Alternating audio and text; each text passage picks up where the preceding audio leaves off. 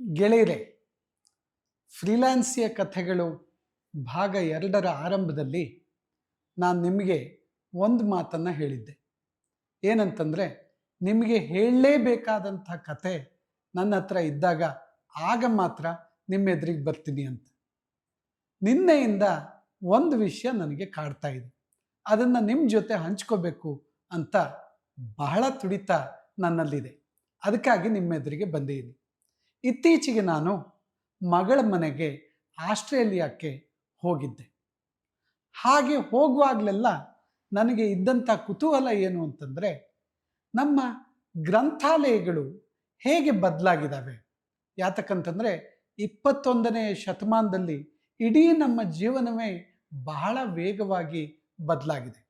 ಅದರಲ್ಲೂ ಈ ಮೊಬೈಲ್ ಅನ್ನುವಂಥ ವಸ್ತು ನಮ್ಮ ಕೈಯಲ್ಲಿ ಬಂದ ಮೇಲೆ ನಾವು ಅದನ್ನು ಮೀಡಿಯಾ ಕಾನ್ವರ್ಜೆನ್ಸ್ ಅಂತ ಹೇಳ್ತೀವಿ. ಅಂದರೆ ಮಾಧ್ಯಮಗಳ ಸಂಯೋಗ. ಒಂದೇ ವಸ್ತುವಿನಲ್ಲಿ ಎಲ್ಲ ಮಾಧ್ಯಮಗಳು ಇರುವ ಹಾಗೆ ಆಗಿದೆ ಇವತ್ತು. ಆ ಮೊಬೈಲ್ ಅನ್ನುವಂಥ ವಸ್ತು ನಮ್ಮ ಕೈಗೆ ಬಂದ ಮೇಲೆ ಈಗ ಯಾರು ಗ್ರಂಥಾಲಯಗಳಿಗೆ ಹೋಗೋದೇ ಇಲ್ಲ. ಎಲ್ಲ ವಾಟ್ಸಾಪ್ ಯೂನಿವರ್ಸಿಟಿಯ ವಿದ್ಯಾರ್ಥಿಗಳಾಗ್ಬಿಟ್ಟಿದ್ದಾರೆ. ಪ್ರತಿ ದಿವಸ ಗ್ರಂಥಾಲಯಕ್ಕೆ ಬಂದು ಹೋಗುವವರ ಸಂಖ್ಯೆ ಎಲ್ಲ ವಿಶ್ವವಿದ್ಯಾಲಯಗಳಲ್ಲಿ ಹಾಗೂ ಎಲ್ಲ ಸರ್ಕಾರಿ ಗ್ರಂಥಾಲಯಗಳಲ್ಲಿ ಕೂಡ ಕಡಿಮೆ ಆಗ್ತಾ ಇರೋದನ್ನು ನಾವು ಗಮನಿಸಿದ್ದೇವೆ. ಹಾಗೂ ಓದುವ ವಿದ್ಯಾರ್ಥಿಗಳು ಕೂಡ ಸೀರಿಯಸ್ ಆಗಿ ಯಾವುದನ್ನು ಓದೋದಿಲ್ಲ. ಈ ಸ್ಥಿತಿಯಲ್ಲಿ ಗ್ರಂಥಾಲಯ ಮೊದಲಿನ ಹಾಗೆ ಬರೇ ಪುಸ್ತಕಗಳನ್ನು ಕೊಡುವ ಹಾಗೂ ಪುಸ್ತಕಗಳನ್ನು ವಾಪಸ್ ಪಡೆಯುವ ಒಂದು ವ್ಯವಸ್ಥೆಯಾಗಿ ಉಳ್ಕೊಂಡ್ರೆ ಅದಕ್ಕೆ ಉಳಿಗಾಲ ಇಲ್ಲ. ಹಾಗಾದರೆ ಬೇರೆ ಬೇರೆ ದೇಶಗಳಲ್ಲಿ ಈ ಗ್ರಂಥಾಲಯ ಹೇಗೆ ಬದಲಾಗಿದೆ ಅದನ್ನು ನೋಡಬೇಕು ಅಂತ ನನಗೆ ಕುತೂಹಲ ಇತ್ತು. ಈ ದಿಸೆಯಲ್ಲಿ ನಾನು ಆಸ್ಟ್ರೇಲಿಯಾಕ್ಕೆ ಅಡಿಲೇಡ್ಗೆ ಹೋದಾಗ ಒಂಕಾಪರಿಂಗ ಅನ್ನುವಂಥದ್ದು ಅಡಿಲೇಡಿನ ಒಂದು ಭಾಗವಾದಂಥ ನಗರಸಭೆ. ಈ ನಗರಸಭೆಯಲ್ಲಿ 6 ಲೈಬ್ರರಿಗಳಿದ್ದಾವೆ.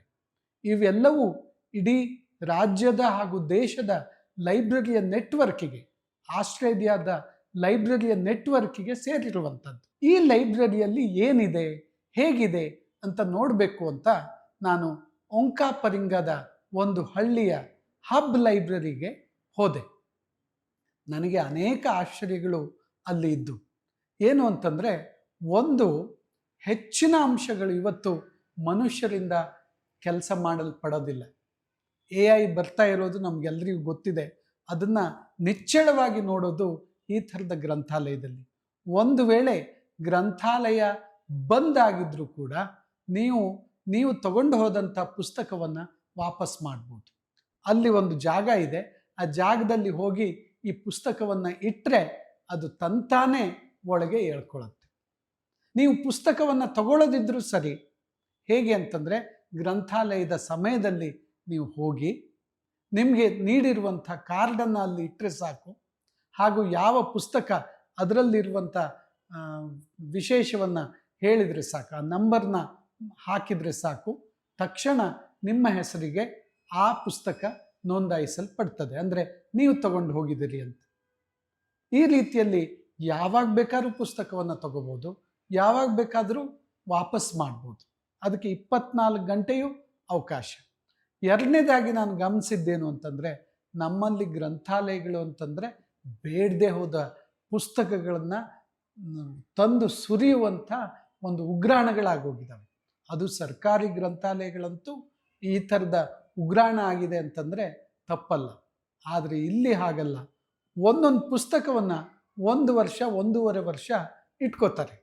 ಆಮೇಲೆ ಅದನ್ನು ಒಂದು 5-6 ಪುಸ್ತಕಗಳನ್ನು ಸೇರಿಸಿ $1ಗೆ $2ಗೆ ಮಾರಾಟಕ್ಕೆ ಇಟ್ಬಿಡ್ತಾರೆ.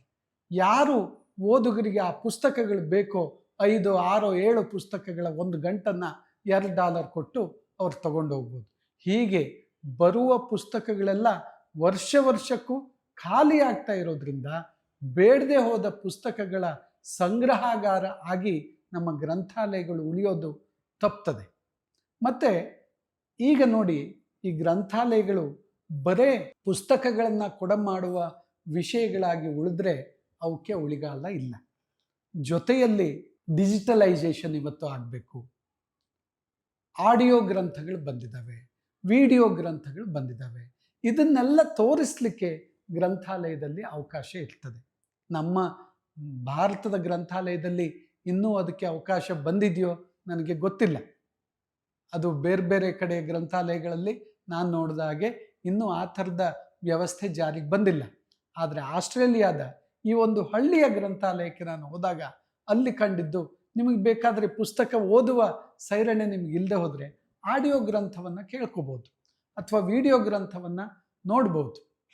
ಜೊತೆಗೆ ಮಕ್ಕಳಿಗೆ ಆಡಲಿಕ್ಕೆ ಜಾಗ ಅಲ್ಲಿದೆ, ಕಂಪ್ಯೂಟರ್ ಕಲೀಲಿಕ್ಕೆ ಜಾಗ ಅಲ್ಲಿದೆ, ಪ್ರಿಂಟೌಟ್ ತಗೊಳ್ಳಿಕ್ಕೆ ಜಾಗ ಅಲ್ಲಿದೆ. ಜೊತೆಗೆ ಹಳ್ಳಿಯ ಜನಗಳಿಗೆ ಅಥವಾ ಇಲ್ಲಿ ಹೇಗೆ ಅಂತಂದರೆ ಈ ಗ್ರಂಥಾಲಯದ ಸದಸ್ಯ ಆಗಲಿಕ್ಕೆ ಯಾವುದೇ ದುಡ್ಡು ಕೊಡಬೇಕಾಗಿಲ್ಲ. It is free. ಯಾರು ಬೇಕಾದರೂ, ಅಂದರೆ ಆಸ್ಟ್ರೇಲಿಯಾದ ನಾಗರಿಕರು ಅಲ್ಲಿ ಉಳಿದಿರುವಂಥವರು ಯಾರು ಬೇಕಾದರೂ ಬಂದು ಸದಸ್ಯರಾಗ್ಬೋದು. ಹಾಗೂ ಎಲ್ಲಿ ಬೇಕಾದರೂ ಪುಸ್ತಕವನ್ನು ವಾಪಸ್ ಮಾಡ್ಬೋದು. ಈಗ ನೀವು ಅಡಿಲೇಡ್ನಲ್ಲಿ ಒಂದು ಪುಸ್ತಕವನ್ನು ತಗೊಂಡ್ರೆ ಮೆಲ್ಬರ್ನಲ್ಲಿ ಕೂಡ ವಾಪಸ್ ಮಾಡ್ಬೋದು. ಜೊತೆಗೆ ಇನ್ನೊಂದು ಉಪಾಯ ಕೂಡ ಅಲ್ಲಿದೆ. ಏನು ಅಂತಂದರೆ, ನಿಮಗೆ ಯಾವುದೋ ಒಂದು ಗ್ರಂಥ ಬೇಕಪ್ಪ, ನಮ್ಮಲ್ಲಿ ಗ್ರಂಥಾಲಯಕ್ಕೆ ಹೋಗಿ ನೋಡಿ, ಅಲ್ಲಿ ಅದು ಇಲ್ಲ ಅಂತಂದರೆ ಏನು ಮಾಡಲಿಕ್ಕಾಗೋದಿಲ್ಲ. ಆದರೆ ಇಲ್ಲಿ ಏನಾಗಿದೆ ಅಂತಂದರೆ, ನಮಗೆ ಒಂದು ಪುಸ್ತಕ ಬೇಕು, ಈ ಪುಸ್ತಕವನ್ನು ತರಿಸ್ಕೊಡ್ಬೇಕು ಅಂತಂದರೆ ತಕ್ಷಣದಲ್ಲಿ ಬೇರೆ ಯಾವ ಗ್ರಂಥಾಲಯದಲ್ಲಿ ಈ ಪುಸ್ತಕ ಇದೆ ಅದನ್ನು ಪತ್ತೆ ಮಾಡ್ತಾರೆ. 1-2 ದಿವಸದಲ್ಲಿ ನಿಮಗೆ ಆ ಪುಸ್ತಕವನ್ನು ತರಿಸ್ಕೊಡುವ ವ್ಯವಸ್ಥೆ ಕೂಡ ಈ ಹಳ್ಳಿಯ ಗ್ರಂಥಾಲಯದಲ್ಲಿ ಇದೆ. ಜೊತೆಗೆ ಈ ನಾವೀಗ ಮಕ್ಕಳಿಗೆ ಬೇಸಿಗೆ ಶಿಬಿರಗಳು ನಡೀತಾ ಇರೋದು ಬೇರೆ ಬೇರೆ ಕಡೆ ನಡೀತಾ ಇರೋದನ್ನು ನೋಡಿದ್ದೀವಿ. ಅದನ್ನೆಲ್ಲ ಗ್ರಂಥಾಲಯಗಳು ಇವತ್ತು ಅರೇಂಜ್ ಮಾಡ್ತವೆ. ಜೊತೆಗೆ ಈ ಊರಿನ ನಾಗರಿಕರಿಗೆ ಬೇರೆ ಬೇರೆ ಸ್ಪರ್ಧೆಗಳನ್ನು, ಆಮೇಲೆ ಸಾಂಸ್ಕೃತಿಕ ಕಾರ್ಯಕ್ರಮಗಳನ್ನು ಏರ್ಪಡಿಸ್ತಾರೆ. ಇದು ಗ್ರಂಥಾಲಯಗಳೇ ಮುಂದುವರೆದು ಒಳ್ಳೆಯ ಸಂಗೀತ ಕಾರ್ಯಕ್ರಮವನ್ನು ಏರ್ಪಡಿಸುವಂಥದ್ದು, ಒಳ್ಳೆಯ ಸಾಂಸ್ಕೃತಿಕ ಕಾರ್ಯಕ್ರಮವನ್ನು ಏರ್ಪಡಿಸುವಂಥದ್ದು. ಹೇಗೆ ಗ್ರಂಥಾಲಯಗಳು ಇವತ್ತು ಆ ಗ್ರಂಥಾಲಯಗಳ ಸೀಮೆಯನ್ನು ದಾಟಿ ಮುಂದೆ ಬಂದು ತಮ್ಮ ಹೊಸ ಉಳಿವಿಗಾಗಿ ಪ್ರಯತ್ನವನ್ನು ಮಾಡ್ತಾ ಇದ್ದಾವೆ ಅನ್ನೋದನ್ನು ನಾನು ಆಸ್ಟ್ರೇಲಿಯಾದಲ್ಲಿ ನೋಡಿದೆ. ಇದನ್ನು ಬಹುಶಃ ಇನ್ನು ಕೆಲವೇ ದಿವಸಗಳಲ್ಲಿ ನಾವು ಭಾರತದಲ್ಲಿ ನಮ್ಮ ಊರಿನಲ್ಲೂ ಸಹಿತ ಈ ಥರ ಆಗುವ ಬದಲಾವಣೆಯನ್ನು ನೋಡುವ ಕಾಲ ಬಂದೇ ಬರುತ್ತೆ. ಯಾತಕ್ಕಂತಂದರೆ ಬರೇ ಪುಸ್ತಕಗಳನ್ನು ಕೊಡುವ ಹಾಗೂ ಪುಸ್ತಕಗಳನ್ನು ರಾಶಿ ಹಾಕುವ ಉಗ್ರಾಣಗಳಾಗಿ ಗ್ರಂಥಾಲಯಗಳನ್ನು ಇನ್ನು ನಾವು ನೋಡಲಿಕ್ಕೆ ಸಾಧ್ಯ ಇಲ್ಲ. ಹೆಚ್ಚಿನ ಗ್ರಂಥಗಳು ಕೂಡ ಇವತ್ತು ಆನ್ಲೈನಲ್ಲೇ ಸಿಗ್ತಾ ಇದ್ದಾವೆ. ಅವೆಲ್ಲವನ್ನು ಡಿಜಿಟಲೈಸ್ ಆಗಿರುವಂಥ ಪುಸ್ತಕಗಳನ್ನು ಕೂಡ ಓದಲಿಕ್ಕೆ ನೆರವು ಮಾಡಿಕೊಡ್ತವೆ ಈ ಗ್ರಂಥಾಲಯಗಳು. ಹಾಗೆಯೇ ಬೇಕಾದ ಜಗತ್ತಿನ ಯಾವ ವಿಷಯ ನಿಮಗೆ ಬೇಕು ಅಲ್ಲಿ ಅವರಿಗೆ ಹೇಳಿ ಅದನ್ನು ನಿಮಗೆ ಒದಗಿಸಿಕೊಡುವ ಜವಾಬ್ದಾರಿಯನ್ನು ಆ ಗ್ರಂಥಪಾಲಕರು ವಹಿಸ್ತಾರೆ. ಹೀಗೆ ಗ್ರಂಥಾಲಯಗಳು ತಮ್ಮ ಸೀಮೆಯನ್ನು ದಾಟಿ ಬಹಳ ಮುಂದೆ ಬಂದಿದ್ದಾವೆ. ಹೊಸ ಕಾಲದಲ್ಲಿ, ಆಧುನಿಕ ಯುಗದಲ್ಲಿ ಹೊಸ ಹೊಸ ರೂಪಗಳನ್ನು ಪಡೆಯೋದು ಇವತ್ತು ಅನಿವಾರ್ಯ ಆಗಿದೆ. 21ನೇ ಶತಮಾನದಲ್ಲಿ ನಾವೆಲ್ಲ ಮಾಧ್ಯಮ ಯುಗದಲ್ಲಿ ಇದ್ದೇವೆ. ಗ್ರಂಥಾಲಯಗಳು ಮೊದಲಿಗಿಂತ ಬಹಳ ವೇಗವಾಗಿ ಬದಲಾಗಿರೋದನ್ನು ನಾವು ನೋಡ್ತಾ ಇದ್ದೇವೆ. ನಮ್ಮ ಊರಿನ ಗ್ರಂಥಾಲಯ ಕೂಡ ಬರೇ ಪುಸ್ತಕಕ್ಕಾಗಿ ಅಲ್ಲಿ ಹೋಗುವಂಥ ಪರಿಸ್ಥಿತಿ ಇರದೆ, ಗ್ರಂಥಾಲಯ ಅನ್ನೋದು ಎಲ್ಲ ನಮ್ಮ ಆಸಕ್ತಿಗಳನ್ನು ಕಾಪಾಡುವ ಹಾಗೂ ನಮ್ಮ ಎಲ್ಲ ಆಸಕ್ತಿಗಳನ್ನು ಪೋಷಿಸುವ ತಾಣವಾಗಿ ಬೆಳೆಯೋದನ್ನು ನಾವು ಇನ್ನು ನೋಡಲಿಕ್ಕಿದ್ದೇವೆ. ಖಂಡಿತವಾಗಿ ನಮ್ಮಲ್ಲಿ ಕೂಡ ಈ ವ್ಯವಸ್ಥೆ ಬಂದೇ ಬರುತ್ತೆ ಅನ್ನುವಂಥ ಆಶಾವಾದ ನನ್ನದು. ಮತ್ತೆ ಭೇಟಿಯಾಗೋಣ. ನಮಸ್ಕಾರ.